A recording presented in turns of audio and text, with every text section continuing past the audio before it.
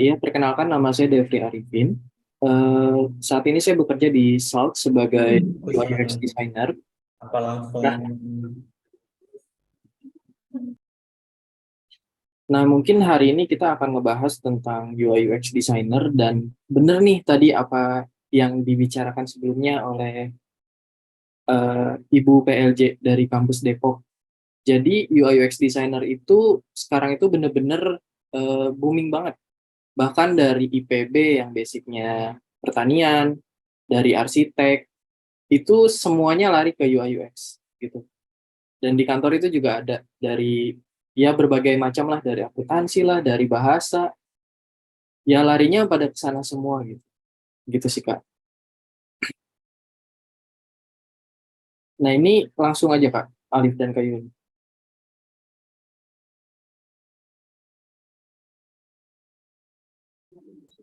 Iya, boleh Kak, silakan. Oke, aku izin share screen ya.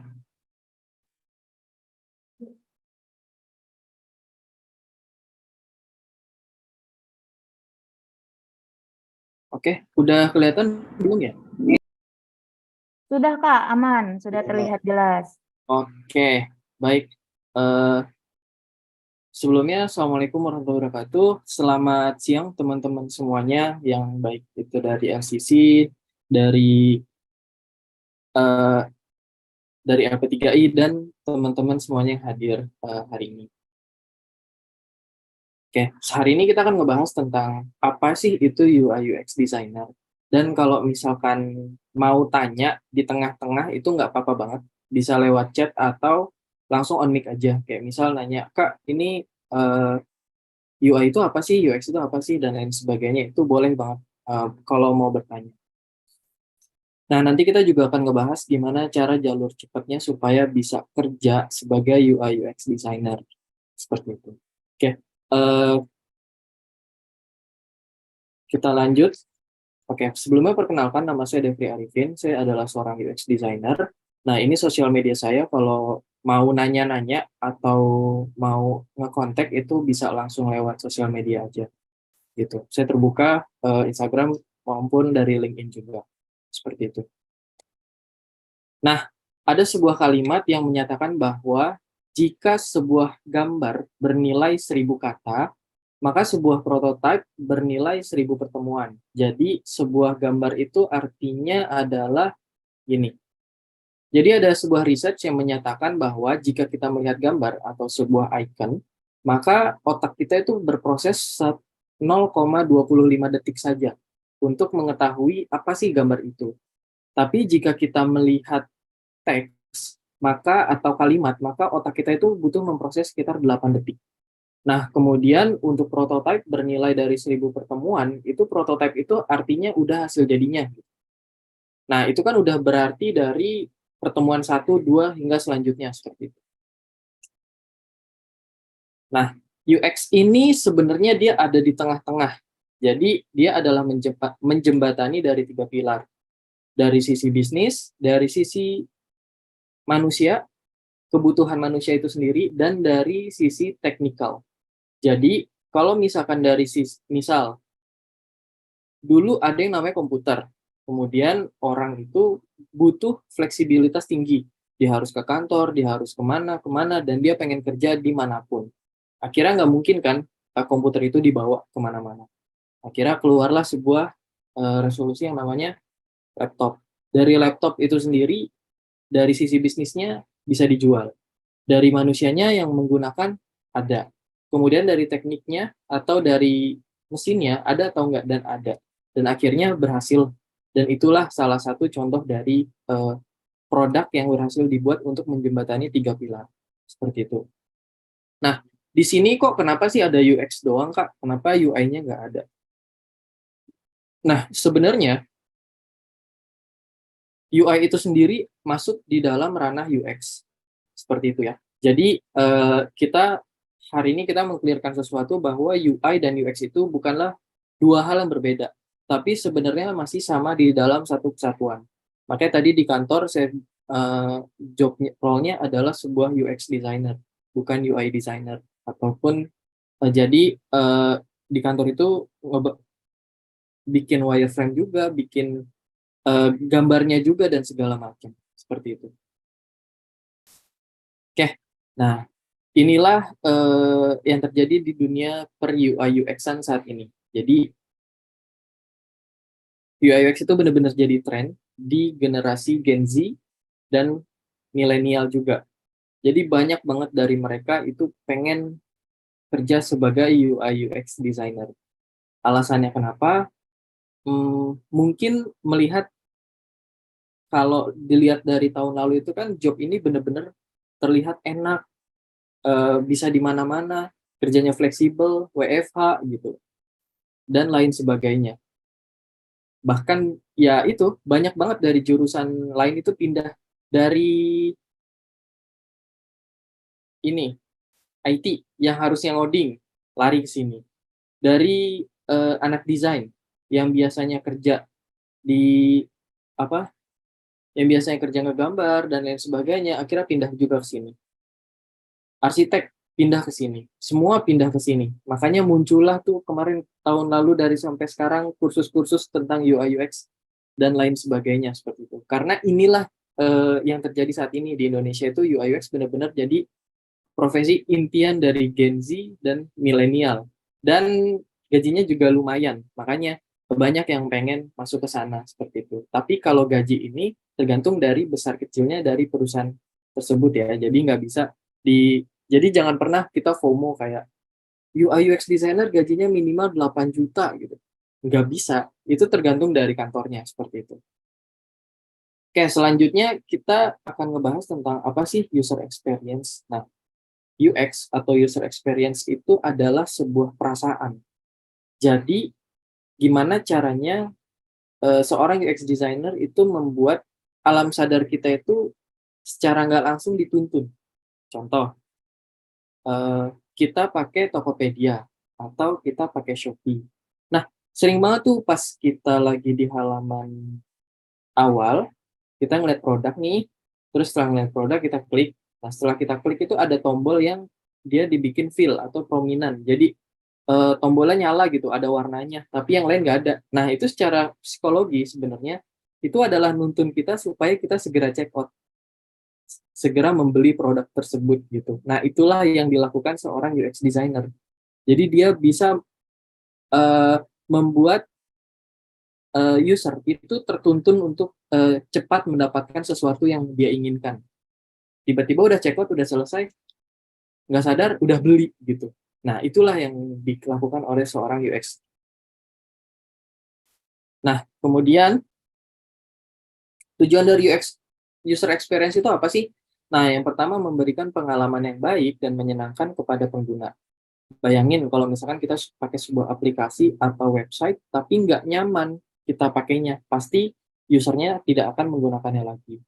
Kemudian yang kedua, itu membantu user dalam mendapatkan informasi dan tujuan pada aplikasi dengan cepat dan mudah.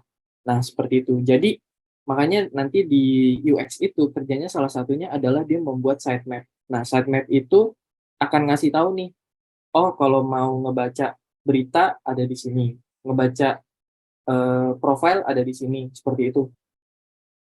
Jadi kayak makanya di aplikasi di apa tab bar itu menu bawah ya, itu biasanya ada tulisan kan kayak home, profile, produk, dan lain sebagainya gitu. Kemudian yang ketiga, memudahkan pengguna untuk menggunakan suatu produk.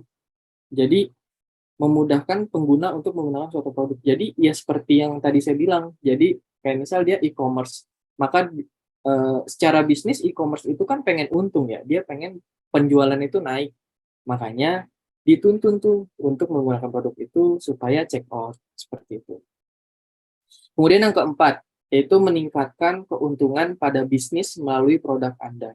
Nah, seperti kita lihat sekarang itu banyak banget startup baru yang bermunculan.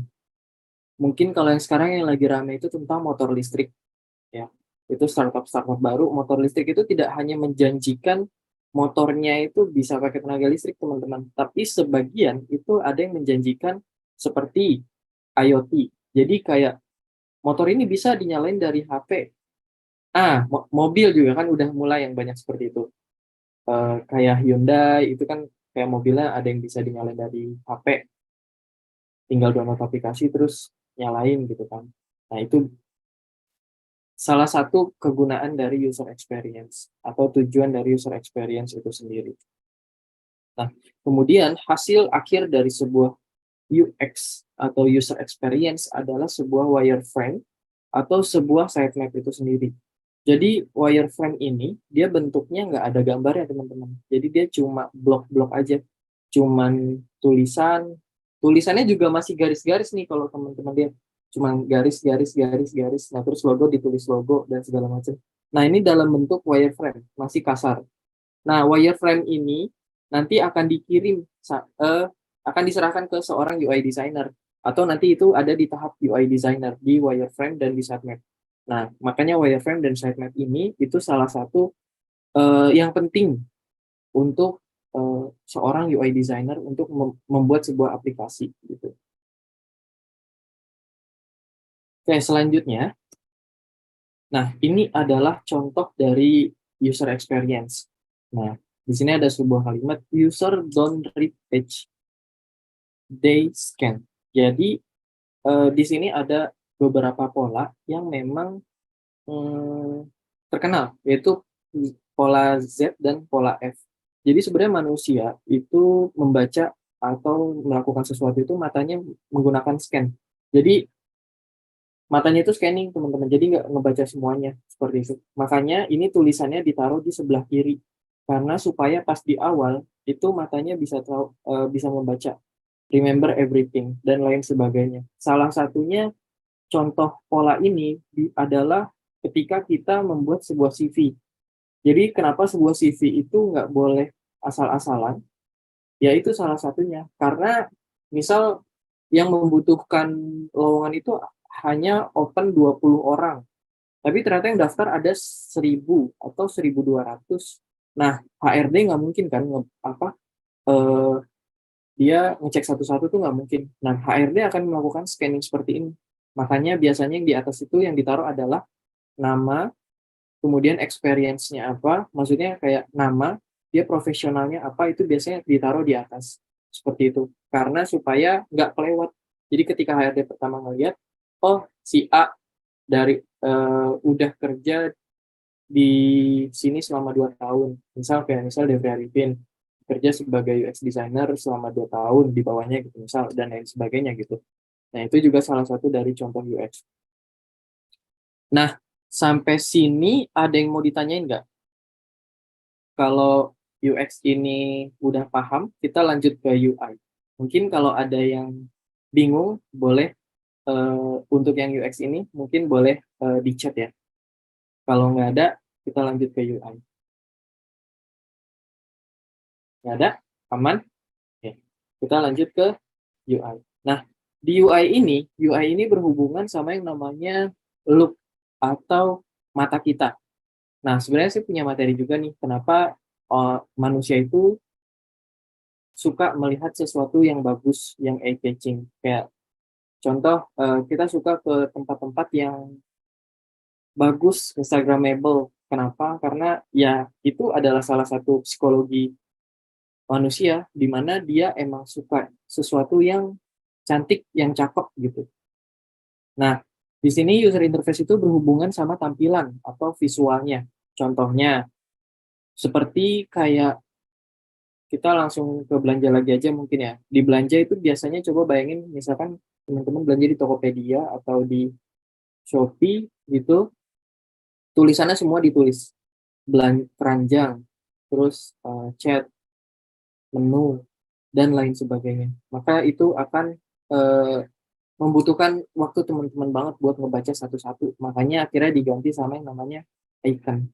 Gitu, dikasih icon, jadi user atau pengguna itu udah paham, oh ini keranjang, oh ini menu, dan lain sebagainya. Seperti itu.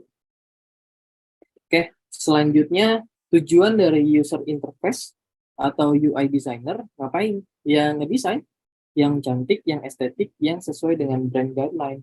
Nah, brand guideline ini apa? Biasanya gini, sebuah produk kayak misalnya apa ya? Misal produk A, kita punya klien produk A. Nah, kita lihat nih dari logo produk A, dia warnanya apa? Biru, oranye, kuning, hijau dan segala macam. Nah, dari brand guideline itu kita bisa ngedesain sebuah UI. Kita bisa ngeliat, oh, dia itu penggunaan ikonnya yang garis-garis aja atau yang apa ada warnanya semua gitu. Nah, itu bisa kelihatan dari brand katanya. Jadi tugas user interface adalah ngedesain yang cakep. Nah, terus kalau developer yang susahan gimana? Nah, di sini kemarin sempat rame di dunia per UI designer. Jadi dari Mas Piko dia nulis kalau dear developer kalau nggak bisa ya dipaksa, regrets UI designer. Padahal sebenarnya UI UX itu tujuan yang pertama adalah kalau mau jadi UI UX adalah empati, teman-teman. Jadi kita harus empati sama pengguna kita. Pengguna kita itu butuh apa sih dan lain sebagainya. Makanya kalau misalkan di kantor pun seorang UI designer itu harus ngobrol juga sama developer. UI UX ya, itu harus ngobrol juga sama developer. Mas, Pak, Kak, kalau kayak gini tampilannya kira-kira bisa atau enggak? Dan lain sebagainya. Karena dari developer sendiri itu prosesnya banyak, teman-teman. Ada yang emang native, maksudnya dari awal. Ada yang ternyata dia pakai CMS gitu, kayak WordPress dan segala macam. Makanya ada keterbatasan dan lain sebagainya. Nah, semua ini tuh harus dikomunikasikan. Oke, selanjutnya, nah ini contoh.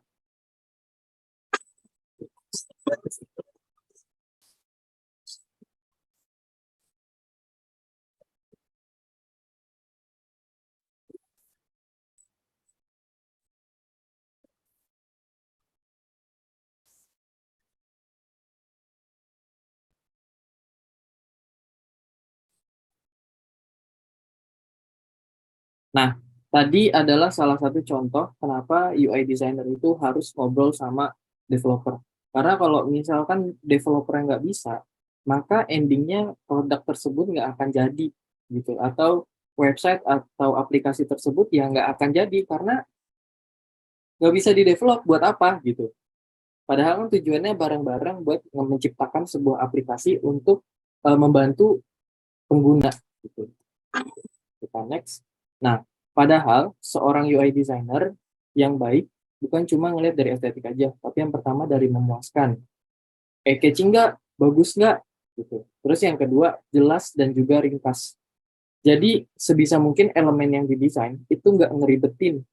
Bahkan sebenarnya UI designer itu kalau kebanyakan animasi kayak gitu akan membuat page halaman itu akan loadingnya lama gitu. Jadi eh, kalau loadingnya lama, siapa sih yang senang pakai aplikasi atau website tersebut? Nggak ada kan, gitu.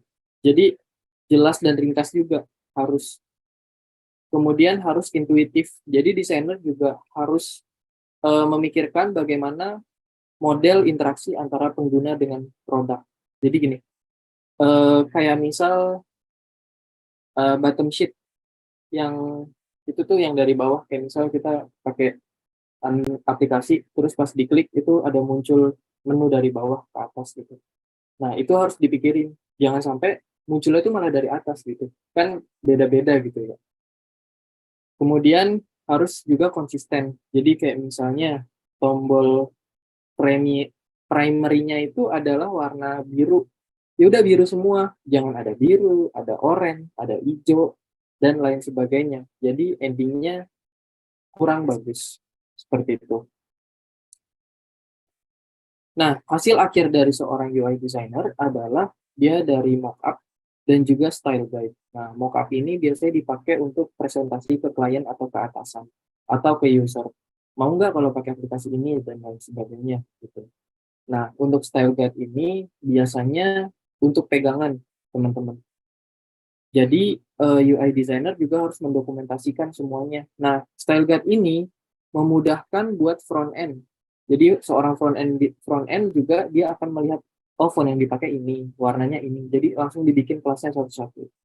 Nah, tapi untuk saat ini, buat teman-teman yang udah jadi developer, eh, jangan khawatir, sekarang itu beberapa orang UI designer belum rata sih, tapi udah ada teknologi baru yang namanya Figma Token. Jadi di Figma Token ini, si seorang UI designer ini dia langsung membuat stylenya. Jadi kayak misal warnanya kuning, kelasnya apa, terus fontnya kelasnya apa, dan segala macam, dan itu langsung di-push di GitHub. Jadi GitHub itu kan repository buat seorang developer ya. Nah, itu langsung di-push di GitHub, jadi seorang front end itu tinggal tarik kelas-kelasnya gitu. Nah, itu lebih memudahkan buat seorang front end gitu. Jadi seorang UI designer juga pasti akan empati dan care terhadap seorang front end karena dia bikin desain sistem dan juga Figma token tadi gitu. Nah, ini salah satu contoh dari UI. Jadi sebelumnya wireframe untuk yang sebelah kiri ini, sebelumnya wireframe, kemudian ditranslate ke sebuah gambar atau ke UI-nya.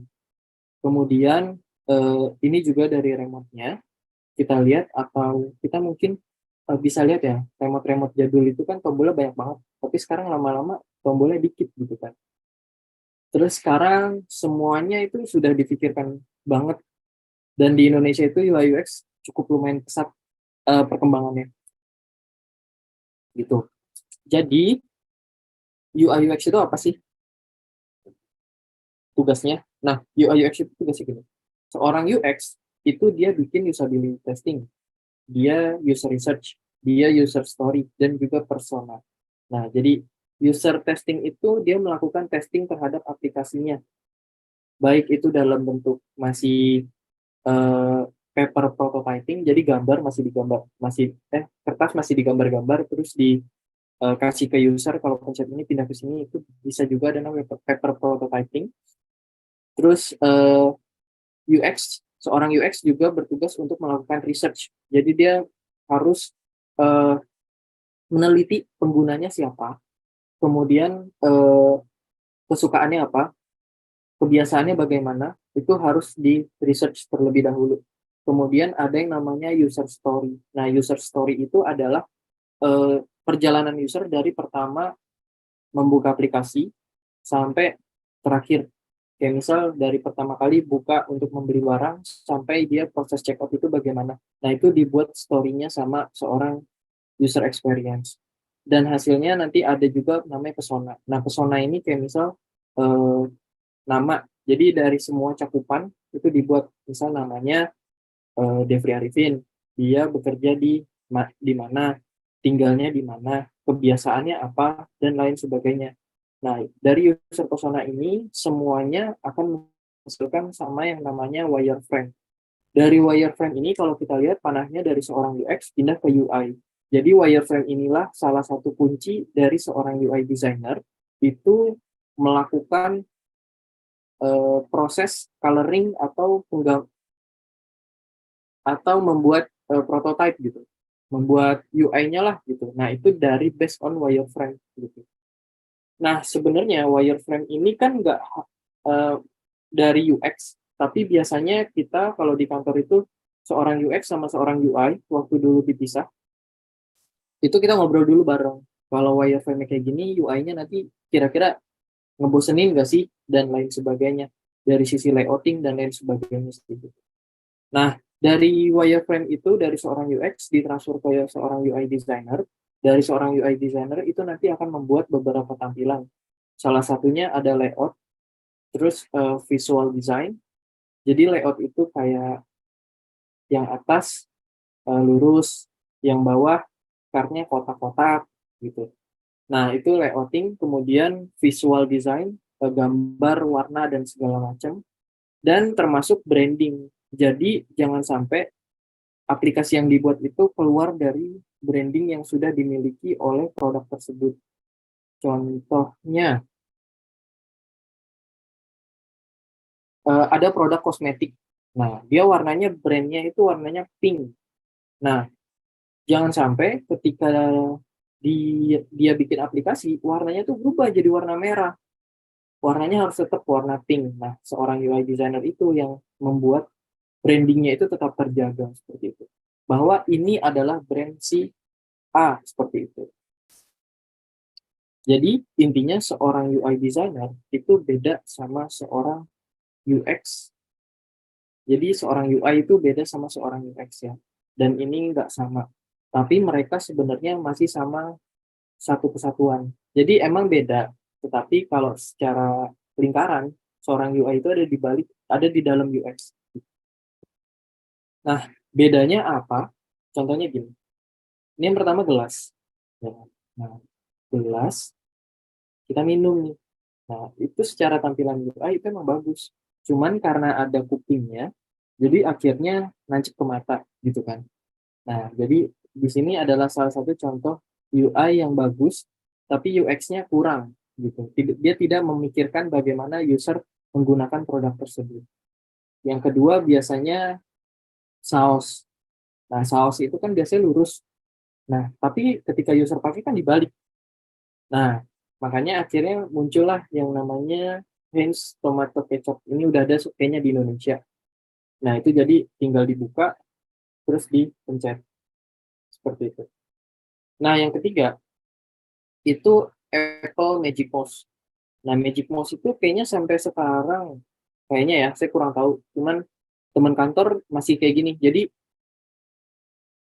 desainnya itu bagus. Dia nggak ada roll yang gini, nggak ada. Jadi, semua touchscreen, teman-teman. Tapi, masalahnya adalah ketika baterainya habis, dia dicasnya tuh di bawah sini. Itu agak ngeselin. Gitu. Jadi, kalau lagi dicas, benar-benar nggak bisa dipakai. Seperti itu. Oke.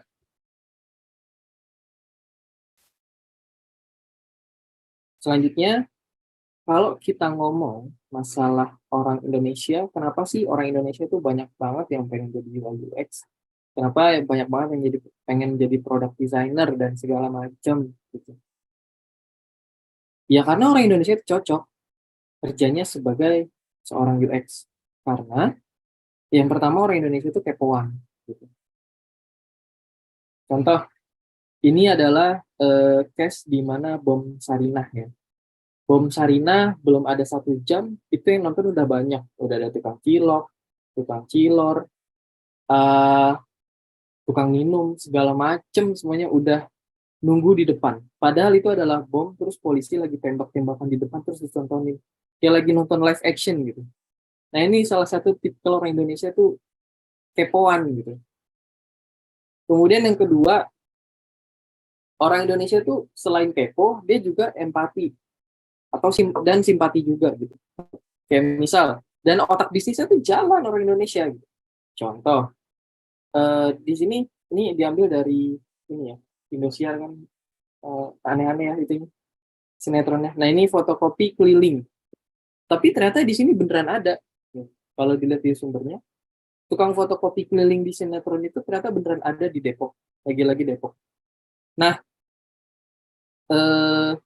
contohnya lagi, orang Indonesia udah kepo, empati, simpati, dan ngelihat bisnis. Contohnya apa? Pandemi. Masker dari 25.000 harganya bisa melonjak menjadi seperti harga 1 gram emas. Jadi harga 1 juta. Itu beneran, dulu itu masker itu masih satu pak itu 25.000. Karena saya selalu beli buat stok di rumah karena buat di jalan gitu. Pas pandemi, itu masker habis dan kalau ada tuh harganya bisa 1 gram emas 800, 1 juta buat 1 box. Itulah buktinya bahwa orang Indonesia tuh bener-bener melek buat kepo, empati, terus dia ngelihat dari sisi bisnis juga gitu kan.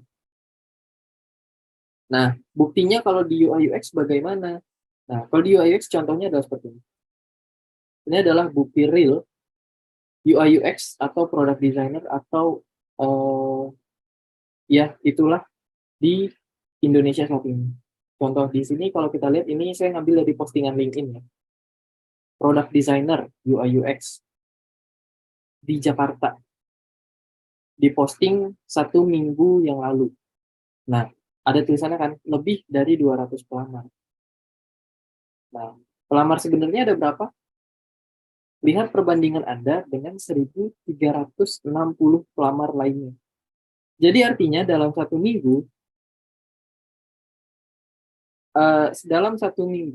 lowongan UI UX dibikin, itu yang apply udah 1.360 pelamar gitu. Jadi emang bener-bener semua tuh pengen ke sana gitu.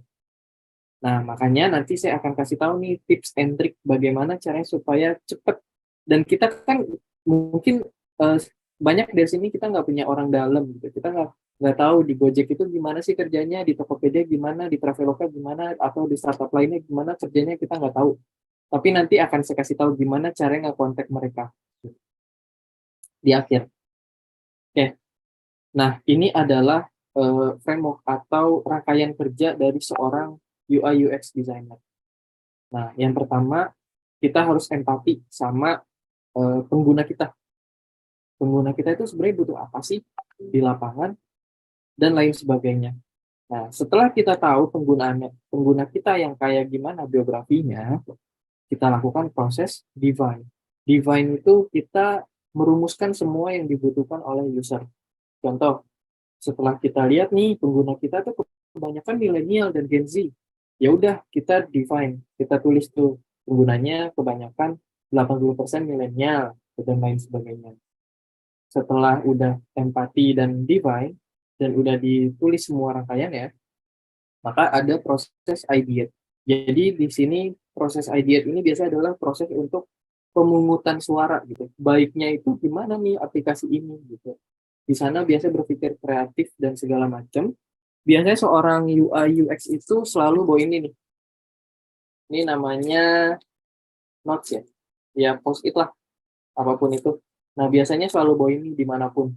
Jadi namanya ide itu kan eh, kita nggak tahu kapan datangnya ya. Bisa aja kita lagi nongkrong di kafe atau segala macam. Saya biasanya selalu bawa ini di tas itu selalu sedia. Jadi kalau misalnya ada kerjaan itu atau ada ide atau biasanya langsung saya tulis gitu. Sebenarnya nggak cuma UI UX designer, kalian juga bisa banget pakai ini. Kayak misal setiap hari kalau saya kerja itu kerjaan selalu saya tulis di sini nih. Jadi saya tulis, saya tempel di laptop. Oh ini list yang harus dikerjakan. Nanti kalau udah selesai checklist. Jadi semuanya tersusun. Nah, jika sudah selesai proses idea, maka diproses prototype. Nah, di proses prototype ini, seorang UI designer akan membuat dari visualnya seperti apa, mockupnya seperti apa, dan lain sebagainya. Jika sudah selesai, biasanya akan dilakukan tahap testing ke user atau ke pengguna. Jadi pengguna-pengguna yang awal yang ditanya, itu nanti akan ditanya lagi setelah udah selesai nih, udah bisa di prototype. Nah, testing ini nggak harus udah dalam bentuk codingan ya, teman-teman. Bisa aja masih dalam bentuk Figma atau dalam bentuk apapun lah itu dalam desain. Jadi kalau kayak di Figma itu kan kita bisa diklik A, ntar lari ke B, ntar dan lain sebagainya. Interaksinya bagaimana itu bisa di Figma. Jadi kalau saya kadang setelah UI udah selesai semuanya, biasanya dites dulu. Nah, setelah dites baru udah sesuai nih, klien juga udah oke, baru kita lempar ke developer gitu. Nah, sebenarnya seperti ini aslinya. Jadi dari empati ke define udah itu pasti. Nah, dari setelah udah selesai sampai tes, kalau misalkan melihat dari usernya ini kira-kira kurang suka, nah itu bisa balik lagi teman-teman, bisa ke empati, bisa ke ideate lagi dan lain sebagainya gitu. Nah, ini skemanya begini, jadi bisa muter-muter gitu. Nah, ini adalah workflow dari seorang UI UX. Nah, workflow-nya adalah yang pertama start. Saya kurang tahu kalau di tim produk gimana ya, karena saya kan itu start itu adalah agency benar. Jadi klien kami itu banyak. Jadi kita bisa setiap 3 bulan sekali itu ganti ganti klien gitu. Maksudnya 3 bulan ini megang A, 3 bulan depan megang B. Nah, itu biasanya tahap awal kita. Nah, discovery ini adalah proses kita memahami user gitu. Kayak misal usernya itu siapa sih biasanya yang dipakai dan lain sebagainya. Kita kadang juga lihat dari Google Analytics dan segala macam gitu. Nah, setelah udah selesai di research, nah itu di research tuh, research salah satunya kayak melihat Google Analytics penggunanya siapa, kemudian di daerah mana, dan lain sebagainya. Apakah melek digital atau enggak? Itu user kita itu melek secara digital atau enggak. Setelah itu pindah ke UI designer. Nah, UI designer itu belum UI. Jadi setelah udah selesai research, dibikin wireframe dan juga prototype. Setelah itu pindah ke UI designer ke visual, terus high fidelity-nya atau di high fidelity itu udah gambar kasarnya, udah gambar asli gitu. Udah ada gambar produknya, ada background-backgroundnya dan segala macam. Dan prototype di UX design dan di interaction design ini berbeda, dua hal yang berbeda ya teman-teman. Jadi UX designer di prototype itu bisa dibilang membuat yang namanya user flow. Jadi ketika user masuk ke produk, dia akan masuk ke sini. Setelah masuk ke sini, dia akan masuk ke sini.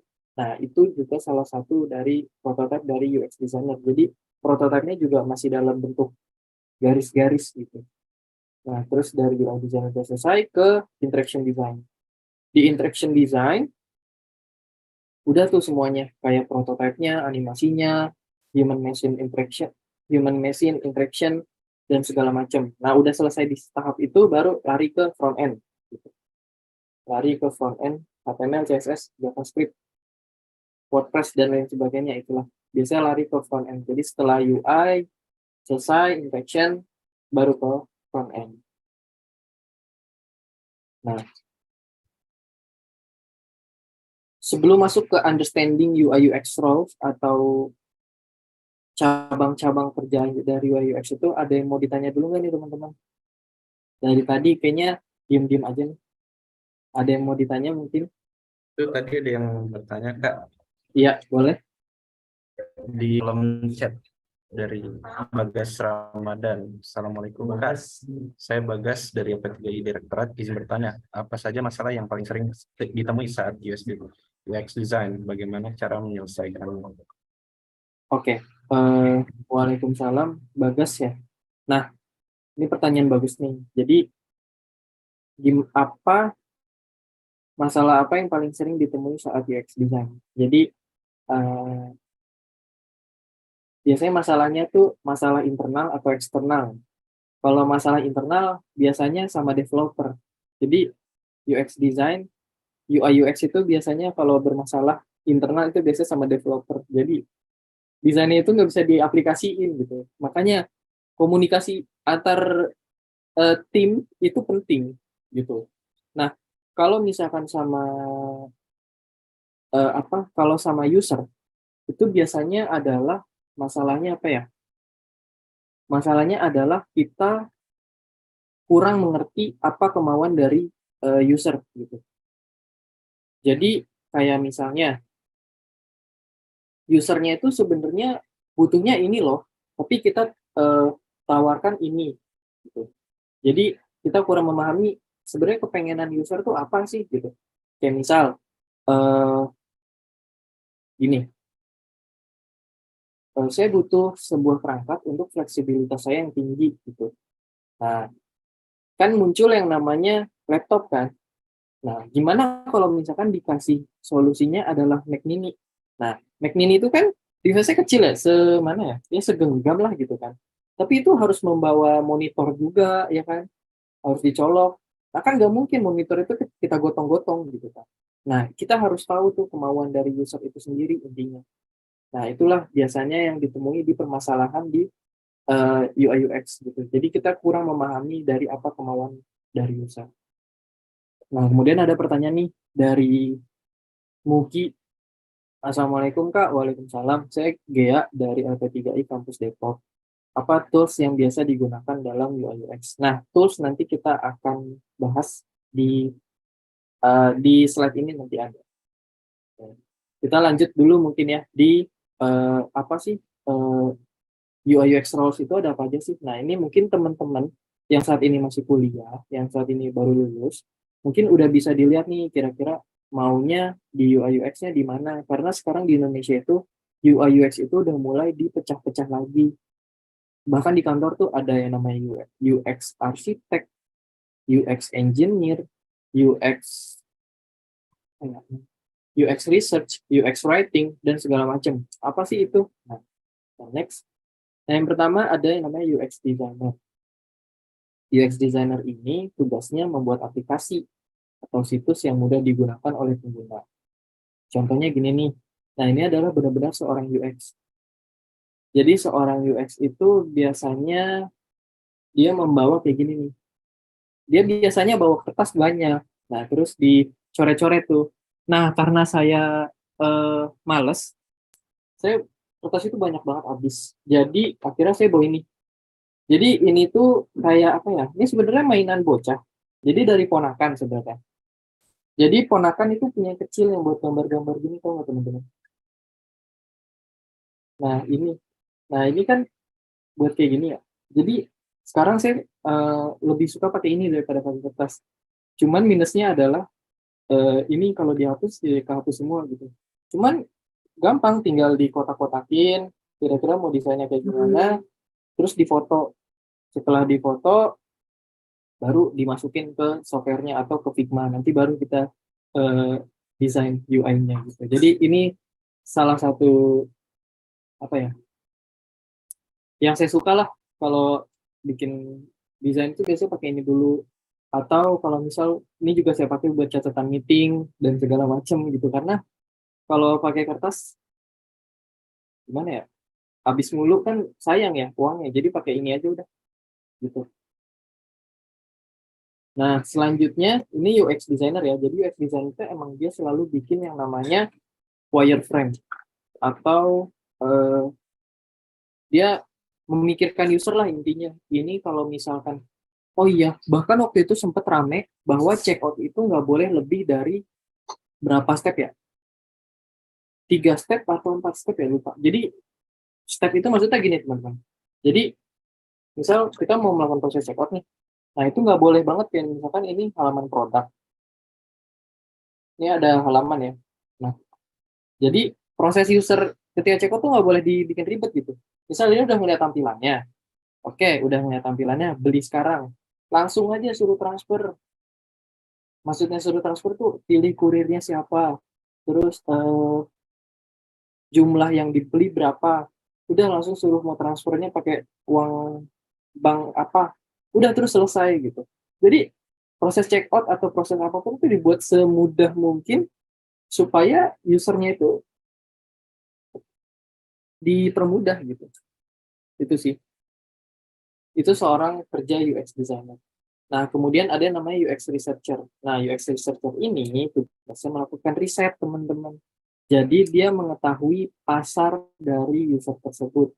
Nah, misal kalau teman-teman tahu, kenapa sih BCA Mobile yang tampilannya jadul banget, itu kenapa nggak diubah-ubah tampilannya? Karena sebenarnya setelah melihat research, nasabah-nasabah BCA itu banyak yang sudah nyaman dari aplikasi tersebut. Behavior-nya atau kebiasaan menggunakan aplikasi itu juga udah terbentuk gitu. Jadi akhirnya ya udah nggak diperbaharui atau apapun. Paling sistemnya aja dalamnya. Jadi walaupun depannya sebagus apapun, kalau misalkan di proses back end-nya atau di proses datanya di servernya juga kurang memenuhi, itu juga membuat user akan kabur dan tidak menggunakan aplikasi atau produk yang kita buat, teman-teman, gitu. Nah, tugas UX researcher itu dia harus mengetahui usernya itu siapa, kemudian trennya itu lagi kayak gimana sih, gitu, dan segala macam. Nah, balik lagi ke BCA Mobile itu, ternyata emang semua orang yang pakai BCA itu udah pakai itu. Aplikasi itu udah keluar mungkin udah 10 tahun mungkin ya. 2000 berapa ya? 2010 ke atas kayaknya deh di aplikasi itu.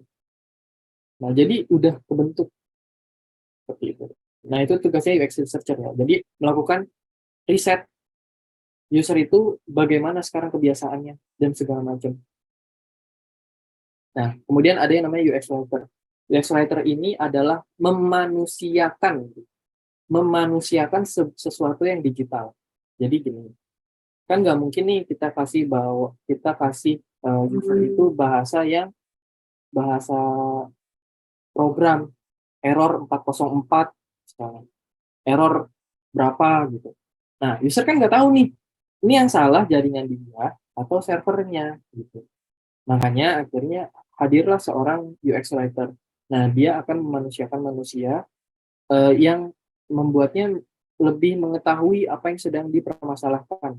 Contoh kalau kayak di Gojek tuh seneng banget writernya. Saya seneng sama UX writer Gojek karena bahasanya gaul. Kenapa gaul? Karena emang pengguna Gojek itu kebanyakan anak-anak muda. Makanya dari research-nya, oh banyaknya anak muda nih yang pakai gitu. Akhirnya writernya atau penulisan kalimatnya juga dipilih kosakata yang muda, yang buat anak muda, anak milenial. Nah, contohnya di sini error diganti jadi oops. Nah, terus ada fail to initialize booking engine. Nah, itu kan ada bad request segala macam. Nah, akhirnya diubah tuh kalimatnya jadi lebih dipahami oleh penggunanya.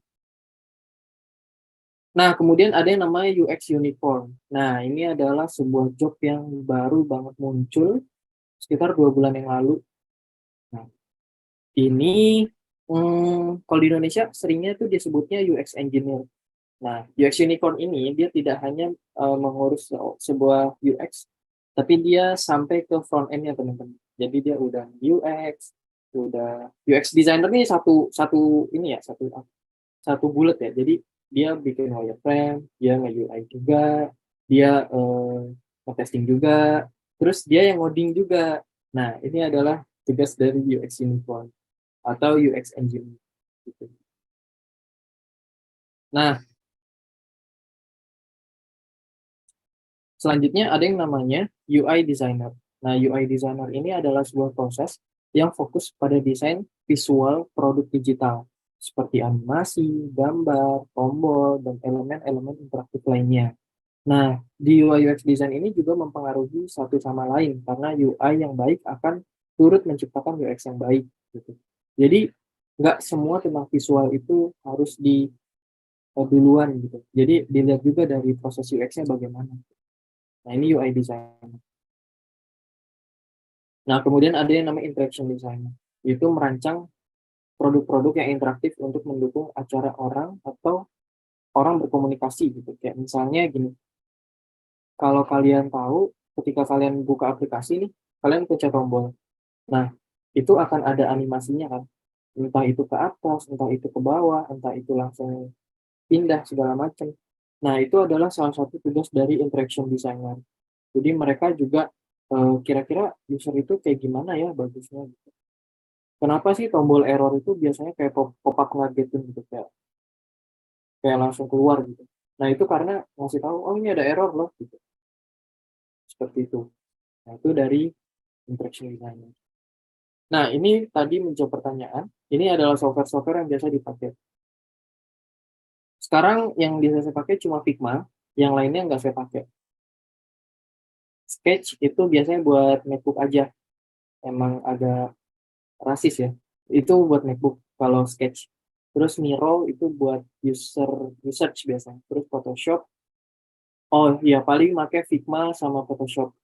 Nah itu sih, paling Photoshop juga buat ngedit-ngedit dan lain sebagainya gitu. Terus eh, Whimsical tuh buat ini, bikin sitemap, user flow, dan segala macam tuh biasanya di Whimsical. Karena lebih mudah daripada pakai Figjen. Biasanya gitu sih. Cuman belakang ini juga pakainya Figjen juga. Oke, nah ini sumber belajarnya yang mungkin teman-teman mau pakai, boleh banget. Jadi ada Instagram dari Halo Designer, ini yang saya rekomen ya. Ada Halo Designer, terus Hey Detya, Kuku Haldi. Nah, Hey Detya sama Kuku Haldi ini ada channel YouTube-nya. Jadi boleh dilihat juga di channel YouTube-nya selain di Instagram.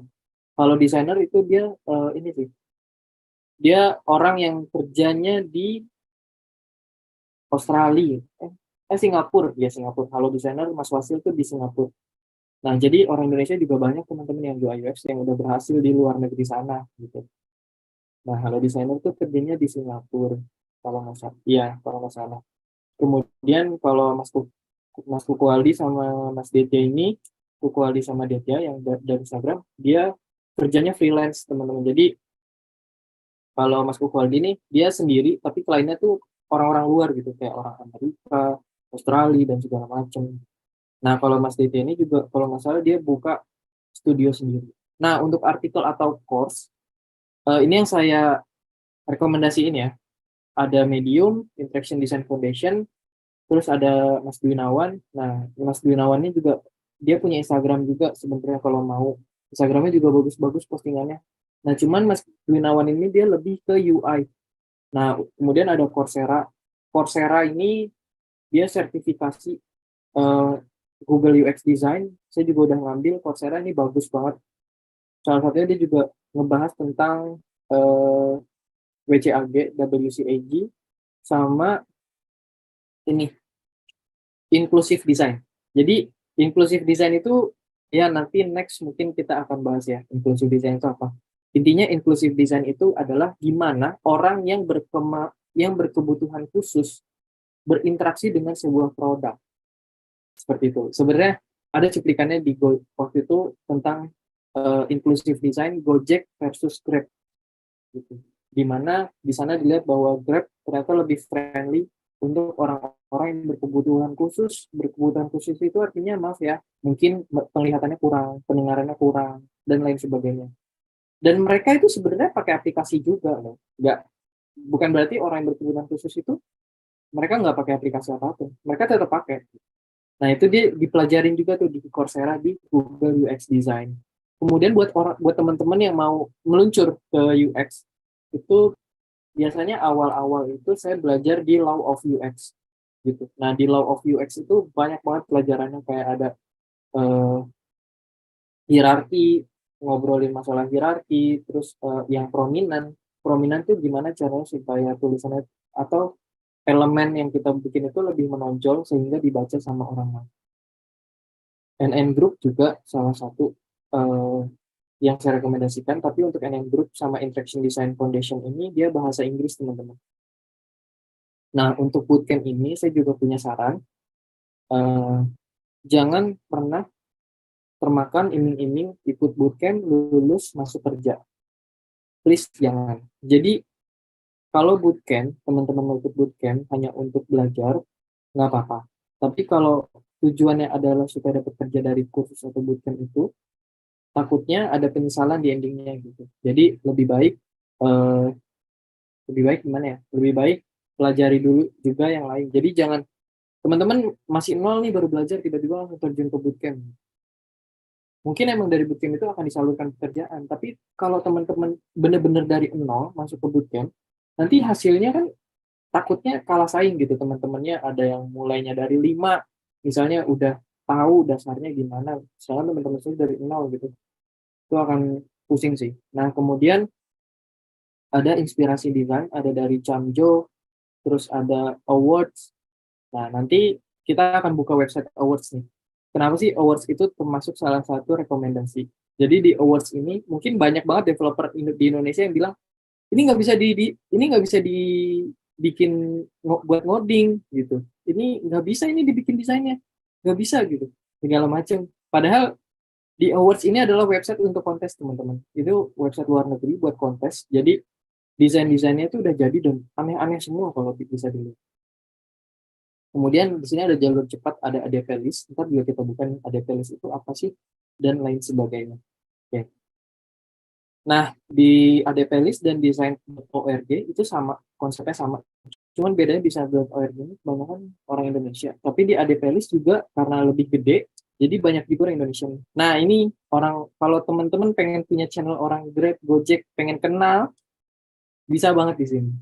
Dan fake client ini buat teman-teman yang baru pengen terjun dan nggak punya portofolio, bisa di sini kira-kira cari mau klien yang kayak gimana, ntar keluar briefnya gitu teman-teman. Oke, selanjutnya ada pertanyaan dari teman-teman. Nah, ini ada pertanyaan. Nah, untuk teman-teman nih, kita udah masuk ke sesi pertanyaan. Tapi sebelum kita buka sesi pertanyaan, kita mau ingetin untuk teman-teman yang belum mengisi kuesioner atau absensi untuk segera mengisinya. Dan untuk Ya, pertanyaannya, bisa langsung raise hand dulu ya, biar bisa disampaikan secara langsung. oke, ada pertanyaan nih. Assalamualaikum, saya Firmansyah. Apakah UI UX itu menjanjikan? Kalau bisa dibilang UI UX menjanjikan itu jawabannya cukup menjanjikan. Cuman persaingannya tinggi. Itu aja intinya. Gitu, teman-teman. Makanya kita lihat tadi UI UX itu banyak banget lowongannya kan. Tapi ya persaingannya juga banyak. Nah, kita akan lihat di sini. Nah, tadi kan saya janji buat buka awards sama ADP list. Nah, ini adalah awards. Sebentar, saya kasih.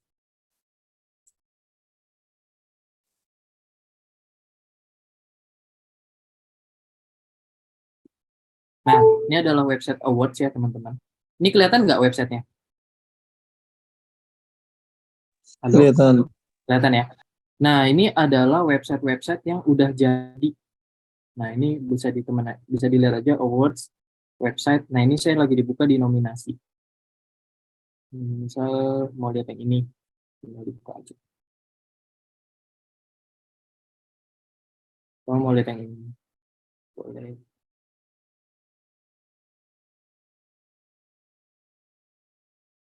Nah, ini adalah desain-desain.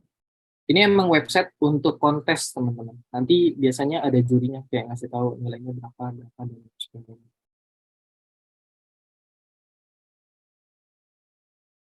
Nih. Ini pas di Zoom loh, teman-teman. Tuh.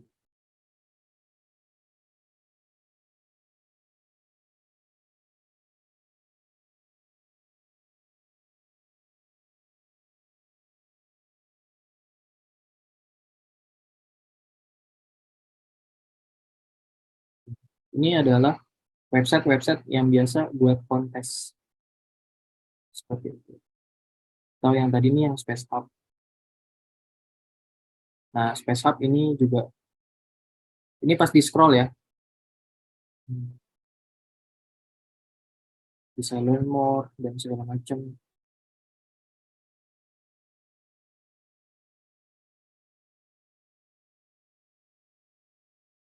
Nah, ini adalah website, udah jadi ya. Ini udah bukan tampilan prototyping lagi, ini udah jadi.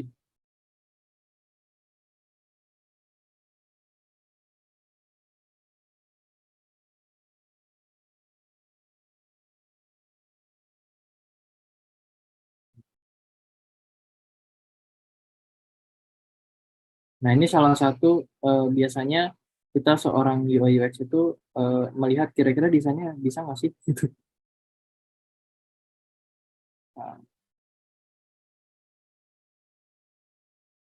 Nah, ini website seperti ini tuh ternyata beneran ada gitu. Nah, itu bisa dilihat di awards buat inspirasi teman-teman. Nggak cuma UI UX ya, mungkin dari front end juga mau belajar ya silakan lihat di sana. Nah, sama tadi ada playlist ya.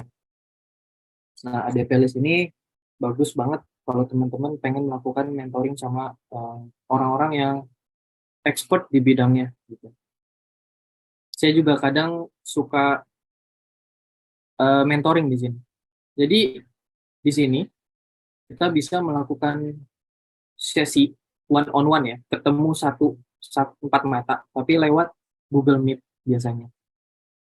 Nah, kita tinggal klik aja learn, kita explore, nah, kita cari nih mentornya. Nah, misal kita mau nyari yang untuk desain. Nah, ini kan dari negara banyak ya. Ini nggak tahu lah bendera apa gitu kan ya.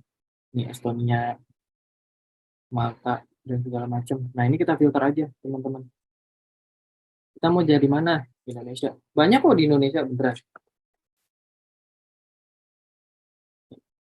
Show result, cari yang desain, atau engineer, marketing, produk, dan segala macam. Nah, kita bisa lihat di sini.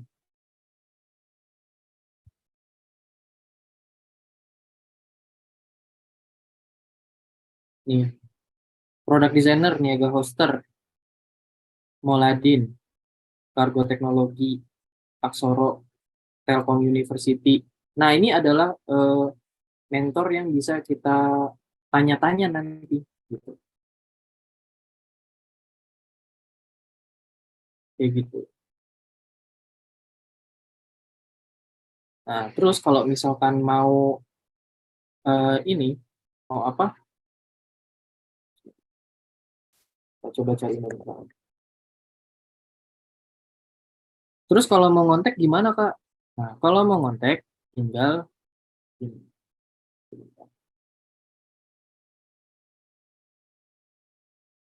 Ini banyak kok, ada yang dari Gojek juga, ada yang dari Traveloka nih kan, Traveloka. Nih, misal mau sama ini nih, X Ruang Guru gitu misal, atau dari Flip. Nah, kita tinggal klik orangnya. Setelah kita klik orangnya, kita lihat nih, dia lagi open sesi apa enggak nih. Nah, dilihat kan di sini available session, book one-on-one session from the option based on your needs. Jadi, kita mau tanggal berapa? Tinggal pilih. Tanggal berapa, jam berapa. Itu udah dikasih tahu sama dia tuh available jam berapa dan tanggal berapa. Itu udah disetting sama dia. Nah, tinggal book session, pilih book session dan langsung selesai. Seperti itu. Prosesnya mudah sekali dan kita udah bisa one on one langsung sama expertnya dari Flip seperti itu.